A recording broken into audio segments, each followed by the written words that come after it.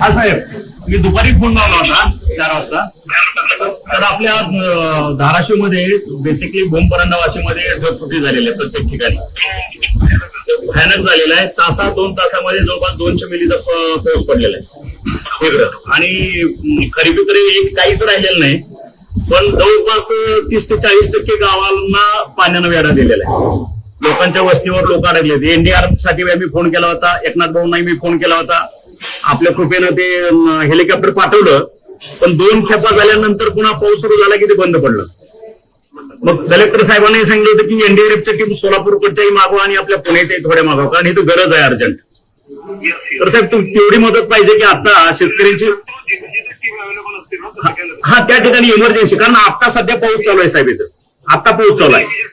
तो एक मुद्दा. आणि दुसरा मुद्दा सर, आता आपल्या आपण ज्यावेळेस मागचं 2022 नंतर एनडीआरएफच्या नियमाप्रमाणे जे शेतकऱ्यांना आपण हे नुकसान भरपाई देत होतो, तर ते काहीतरी आता क्षेत्र कमी केले. ते एक लोकांची मागणी ओरड आहे. कमी नाही केलं नाही ना. आपण काय केलं होतं की आपण एनडीआरएफचे रेट कमी असल्यामुळे आपण वाढीव रेटने देतो. आता एनडीआरएफने रेट वाढवले, आपण नवीन रेट घेतले.